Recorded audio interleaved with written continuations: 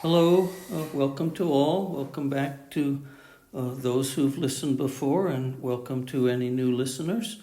I appreciate you giving this Dhamma talk some of your time and consideration. Today we're on page 33. We've been talking about something called Indriya. It's a lordly or godly or powerful spiritual factors that are essential to our spiritual practice. And we're on the third factor called mindfulness. Sati, mindfulness, constant awareness. So you can see that this differs considerably from sitting meditation, where we're doing our very best to keep the mind focused on the meditation object. And when it wanders and strays, we bring it back as quickly as we can. But with mindfulness, it says a constant. So once we stand up from our meditation, we begin immediately to practice mindfulness. It's a form of meditation that we use throughout the day. So in some regards, you can say we haven't stopped meditating, we've just changed techniques. And the crucial part is we're trying through our normal secular life to stay focused on knowing that we know whatever occasion or whatever occurrences we're having in our daily secular life, there's somebody watching that event, that phenomena. And we try to prevent the mind from wandering off from this constant conscious awareness. Sati is Magga. Magga is the path, the Eightfold Noble Path, which arises in the heart. We've been stressing in these talks that the pure Dhamma is a heart experience and not an intellectual one. It can't be known by using the intellect, and we contrast what we learn in the secular world in schools and in learning skills for life with the brain as occurring more in the brain, and Dhamma insight has this phenomena of loving kindness, compassion, sympathetic joy, etc. So we identify it more with the heart. Sati, staying with mind, knowing with mind, looking with mind, seeing with mind, concentrating with mind, contemplating with mind in all four postures. So you can see the mind is active. We're not trying to silence the mind. We're not trying to reach some state of calm, as some meditation techniques teach, where, quote, nothing is happening. There's a sense of emptiness or nothingness. That's not the mind we're using in our sati practice. And in the forest monk tradition, that quieting mind, that tranquility technique is not what we use even in our sitting meditation. So it says contemplating with mind in all four postures. A reminder, posture is sitting, standing, walking, or lying down. And here we see a variation on the definition of constant awareness. So we, in sitting meditation, we're constantly disciplining the mind, correcting the mind every time it wanders off topic. So we are actively engaged with controlling the mind during our meditation practice. With mindfulness, we are constantly watching what the mind does. We are not trying to force it to not do something or to do something. When we're busy at work, driving a car, doing housework, cooking, eating, toileting, etc., the mind is going to be more free to experience or drag up whatever it wants. Our job as the one who knows is to know what the mind is doing. So I know I've said this many times, but the one who knows is a watcher. It's sometimes referred to as the watcher. So it's constantly aware of what the mind is doing, and that awareness allows us to monitor. That's what we're doing. We're monitoring what this secular mind is doing, and each time we know what the secular mind is doing as this observer, it empowers us to disengage, to just know and not get attached to, not cling to, not get fascinated by what it's doing. So the secular mind is arising and passing, arising and passing, arising and passing, arising and passing, and we're just watching. When we become fascinated or interested in what it's doing, we get lost. Now we're led astray, and we have temporarily stopped being an objective bystander, and we've gotten involved. Sati is indispensable in both walking and sitting meditation. Your effort will be futile if there is no sati directing it. So I think what I've just said previously was at all times we have this observer, this watcher, this one who knows, and it doesn't get involved. That means we're directing that awareness to watch, to know, and to let go. Sati is a mental factor that functions as a watcher. If sati is not directing your investigation, then it will turn into speculation or memories. When we are involved with, interested in remembering our memories, we can't possibly be in the present moment. If we're fantasizing, imagining, theorizing, speculating about the future, we can't possibly be in the present moment. These mental activities are called sankharas. They are a distraction. They are not helpful, and we have to be awake to this phenomena, so we do not become enslaved or captured by it. All dhammas are discerned by the power of mindfulness. So all the great Buddha's teachings, that's a capital D, will be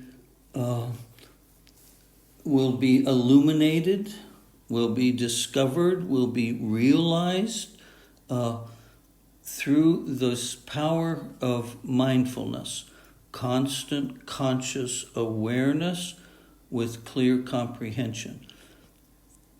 This phenomena occurs because we are limiting the mind's ability to wander off, and when the mind is calmer, the dhammas can percolate up to the surface of consciousness.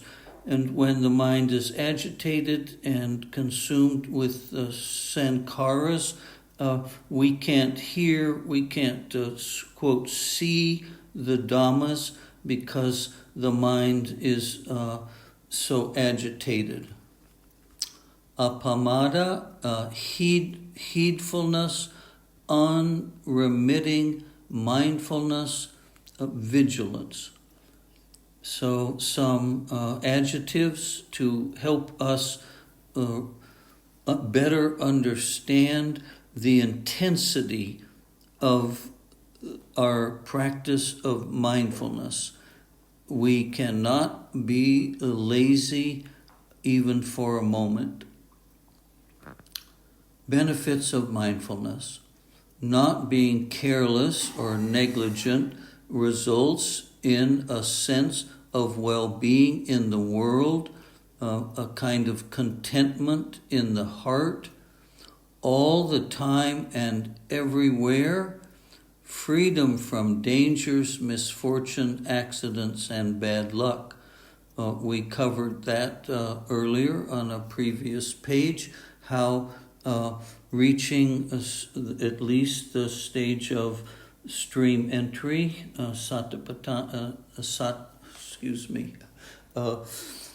we gain this awareness where we're just not careless. We don't, quote, forget ourselves. We don't forget what we're doing. We're not distracted. So accidents are far less likely to happen. We'll be more cautious because we're more awake to the present moment. We will have a calmer mind. We will have begun to establish equanimity, tranquility, a peace of mind as a standard, as a foundation for where we'd like the mind to stay for longer and longer periods of time. Carelessness and negligence are harmful. Well, they're the opposite of mindfulness, and they cause problems. They are, in fact, avidya. They are the way this concept of vidya functions, to keep us careless and negligent and constantly distracted, constantly engaged or fascinated by things in the world that don't lead us to the tranquility and equanimity that constitutes pure Dhamma. Number 4 is samadhi, and I remember that I failed to include that on page 31, so we're going to include it now. I'll go back to 19 and 20 as a refresher.